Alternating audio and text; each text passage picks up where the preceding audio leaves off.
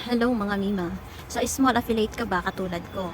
So ako kasi small affiliate ako, wala pa akong mga sariling product na hinahawakan or wala pa po akong budget para sa mga samples na i-promote ko. So ito yung gusto kong ituro sa inyo kung paano magkuha ng picture sa TikTok na hindi mo na kailangan i-screenshot kasi kapag ini-screenshot mo pa siya, kailangan mo pang i-edit 'yon, 'di ba? Mas mahirap 'yon.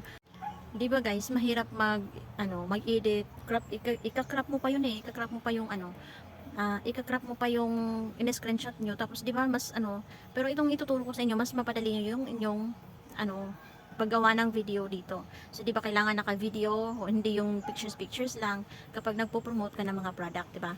So ngayon, ituturo ko sa inyo kung paano ko siya ginawa. Sundan niyo lang step by step yung aking gagawin kasi gagawa ako ng screen record dito. So ayan lang guys. So tara, punta tayo sa ating cellphone at i-screen record na natin. Ayan, so dito punta lang kayo sa inyong TikTok shop. Tapos product market.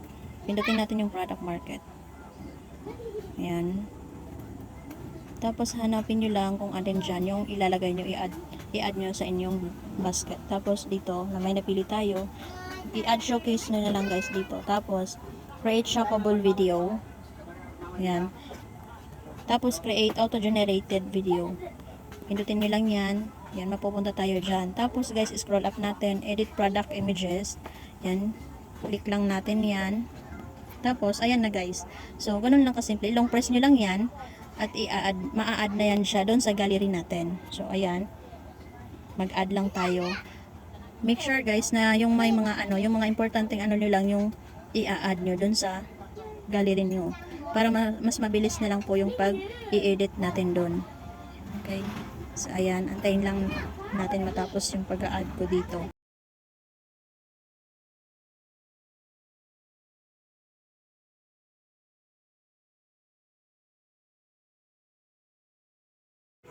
So, sundan nyo lang guys, step by step yung gagawin ko. So, ito. Mag-add lang tayo ng project dito sa CapCut. I-add natin yung pictures kanina na na-save natin doon sa TikTok. Ayan.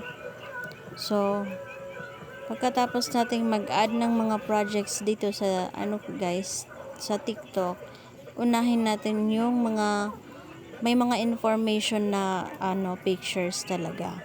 Siguraduhin nilang na may mga information yung makikita talaga ng tao.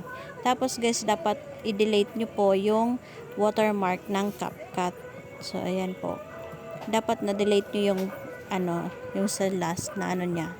So ayan lang guys, bye bye. Please share po sa aking video.